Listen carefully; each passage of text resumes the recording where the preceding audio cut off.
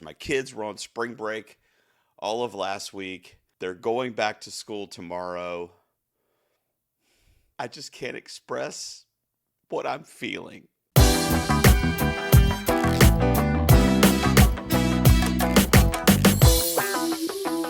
What's up, ladies and gentlemen? Welcome back to the garage. Gerald here with you.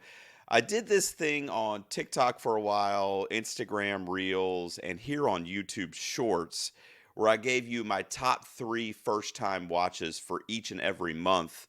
And I called it the Letterboxd Lowdown because I used my rankings on Letterboxd to come up with that list of movies that I really loved for the month. I'm not really doing a lot of short format stuff anymore, aside from maybe instant reactions out of the theater. In classic two-piece fashion, a top five list. At the end of every month or at the beginning of every month, I will be recapping the prior month and giving you my top five movies that I saw that I had never seen before that month. Usually new releases, but every once in a while I'll see a movie that was a blind spot for me, and that'll be part of the rotation if eligible as well. In this case, for the month of March 2024. And by the way, all five of these movies that I'm about to list, I recommend actually pretty highly. It was actually a really good month for first time viewings for me. Number five, Stop Motion. Stop Motion is this creepy little independent horror film that does a beautiful mixing of stop motion animation with real live action. It's a concept that we kind of take for granted. You think of films like Who Framed Roger Rabbit, where there's animation and there's real people.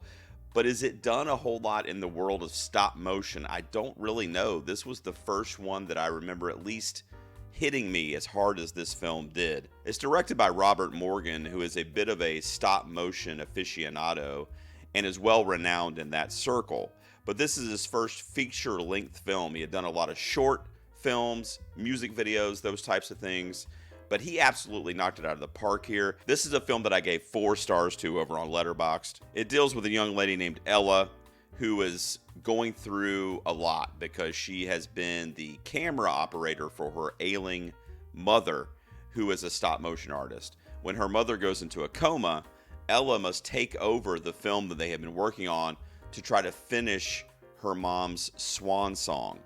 But what ends up happening is the lines begin to get blurred in Ella's mind between what is real in the world and what is the movie. There's a ton of creepy ass imagery in this film that will haunt you. It's visually striking. All the performances are great in the film, including this kind of creepy young girl that shows up in the apartment building who has a bit of a weird affinity for stop motion and violence in cinema. And it's interesting to see like maybe a 12 or 13-year-old girl kind of take on that persona and lead Ella down some pretty dark paths in this movie. But it really does a wonderful job of being this horrific, fantastical story. If you are a horror fan, you should absolutely check this one out as soon as you can. Stop Motion is my number 5 for March. Number 4, Love Lies Bleeding. Here's a film directed by Rose Glass in her sophomore effort. I absolutely loved her first movie, Saint Maud. I didn't like Love Lies Bleeding quite as much as I like Saint Maud, but that's not to take anything away from this film because they are very different, even though thematically I could see a lot of the same tropes that Glass has kind of made a signature for herself in her filmmaking style. But you've probably heard of this one. We actually did a full-blown review on my podcast of this one, which is also on YouTube. I'll throw a tag up here for you for that. It'll also be linked below. But Kristen Stewart carries the film. It also features newcomer Katie O'Brien. They have a lesbian romance that blossoms right before our eyes in this 1980s kind of gym rat scenario aesthetic. And it works so well. Ed Harris is a batshit, off-the-wall, criminally insane maniac in this movie. He plays Kristen Stewart's father, Lou Sr. And he was, oh man, he was such a scene stealer in this film. This is a crime thriller that takes a lot of different twists and turns, and Rose Glass really does a lot of interesting, unique things that I was a fan of. They worked for me for the most part, but she takes a lot of big swings in this. It borders between this real crime, gritty, small town kind of vibe and the surreal. And I thought she did a very good balancing act at kind of building us to that kind of holy shit climax that we get in this film. Love Lies Bleeding is still playing in some cinemas around the country. I highly recommend checking it out. Number 3, Late Night with the Devil. I did a full review on this channel of this. I'll drop a link below for you for that as well. Late Night with the Devil is, and I'll just keep it simple, is a movie that breathed new life into the possession subgenre. It had been worn out. There was nothing really new done with it in many, many years. I can't even think of the last religious horror movie prior to some that have come out recently, which is kind of crazy in 2024, that did anything for me. There's a bit of a resurgence in this genre, and I think a little kind of gritty independent film like Late Night with the Devil is going to hold its place in that kind of shift. I think Late Night with the Devil is one of the better movies that you will get because it plays like a found footage 1970s era talk show. That's essentially what it is. And on the set of this talk show, over the course of 90 minutes is when all this weird supernatural shit happens. There's some pretty gnarly kills in this film that I didn't expect in the last 15 minutes. There's some cheesy effects when they try to employ the CG, but I thought it was a nice mix between that and the practicality. David Dastmalchian is our lead here, who is usually a supporting character actor, but he took the lead here, absolutely killed this role. Late Night with the Devil is one of the best movies I've seen in that kind of possession genre in probably 10 years at least. Give it a shot if you are a horror fan. I know there's some chatter and controversy surrounding a use of AI in the film. I talked about that a lot in my video as well. If you'd like to hear my thoughts on that, find the link below. Late Night with the Devil, my number 3 for the month of March. Number 2, Marmalade. You see a bit of a pattern here. At least Marmalade's not a horror movie, as the first 3 arguably were on this list. But this film is also a small town crime action thriller, but a ton of comedy in this movie as well. Directed by Keir O'Donnell, starring Joe Keery, who you will know from Stranger Things predominantly. Also Aldous Hodge, who frankly stole the show for me this movie. He was hilarious as the supporting character, and his character's layered. I don't want to give anything away for the plot of this movie because it wasn't heavily marketed. You may not have even heard of it, but it is on most VOD platforms right now. You can stream it for $3 or $4. But there's a lot of plot twists in this movie, and the movie is not the type of movie that you would think would have those, and it has several of them. It is a very layered and nuanced film that was just a shit ton of fun that really took me by surprise. And in the age of social media and the internet, it is harder and harder to not get spoiled by a film or the plot or a plot twist in particular or a character's arc. But I just wasn't for this movie. I didn't know a whole lot about it aside from the trailer. So it pleasantly surprised me and took me by surprise, which in today's day and age, you need to soak those up. Marmalade at its core is a action comedy heist movie taking place in a very, very small town, kind of like one of those deals where everybody knows everybody. So if you're one of those townspeople that's wanted for a crime, it's going to be hard to escape the eyes around you because they all know you. Family, friends, neighbors. It's a very tight-knit community. So this plays really, really well. Camilla Morone plays the lead of Marmalade, who's kind of the object of Keery's affection in the movie, and by extension is kind of the object of our affection.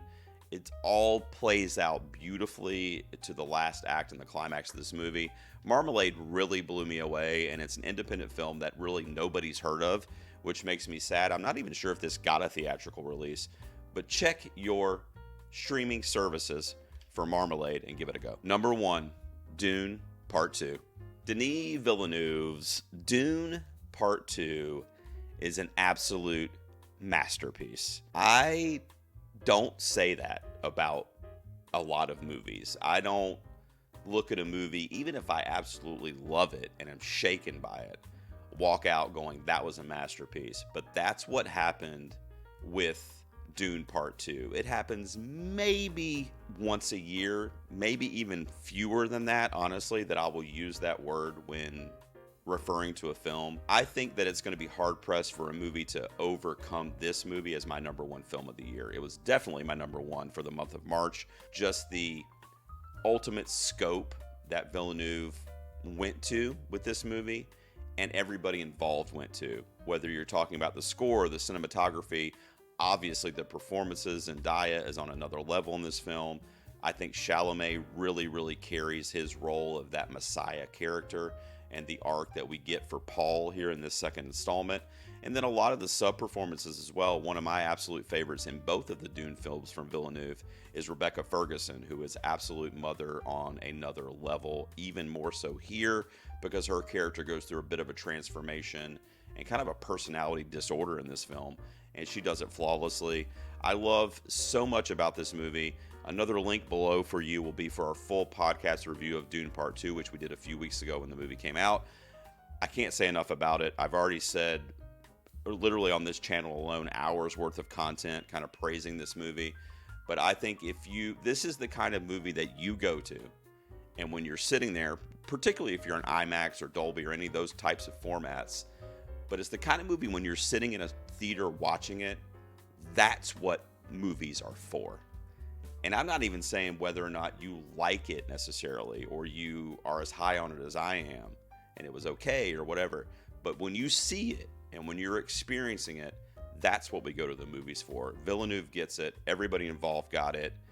Dune Part 2. And I'm not even a Dune guy. I've never read the books. I saw the David Lynch movie like back in the 90s. I barely remember it. It was a trip. The first movie, I was like, it's okay, it's good. But this one just heightened everything for me. It flipped a switch. The volume knob went up to 11. If you haven't seen Dune Part 2 yet, I urge you to do so. This is a majestic film that needs to be seen. It's my number one first time watch for the month of March 2024. So just two I wanted to shout out real quick that were kind of like near misses, would probably be my 6 and 7. A movie called Red Right Hand from the Nelms brothers. I love these guys. Everything they've directed, most recently Fat Man, which was like a interesting twist on the Santa Claus lore starring Mel Gibson. That was a few years ago. This is their kind of follow-up to that. It is another small town crime heist thriller kind of vibe, an Appalachian kind of vibe. So definitely a backwoods, much more gritty feel than some of the other ones I mentioned. But you can see a bit of a pattern on what speak to me.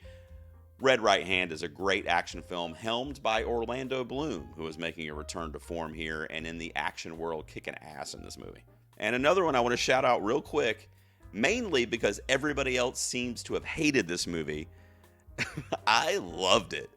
Just a dumb good time, and that's Ricky Stenicki, which is an Amazon Prime original movie that you can stream for free on Prime if you have it. It stars Zac Efron and John Cena. John Cena remains one of the most pleasant human beings to watch in comedy. I mean, I know the guy has a wrestling background, and maybe someday he'll do drama, but anytime he does anything comedic, even his little bit part in Trainwreck with Amy Schumer like 10 years ago, the guy just makes me laugh. He is absolutely hilarious, and he's a scene stealer in this movie too. It's hijinks, it's dumb, the script is horrible. I loved it. Ricky Stenicki is a good time. I'm going to do this format 10-15 minutes or so and give you my top 5 of the month. Let me know what you think of the format, and let me know what you thought of my list. What was your favorite first time watch in the month of March? I'm looking forward to a good month this April too. Let me know what you thought of my list, guys. I will see you out here next time in the garage.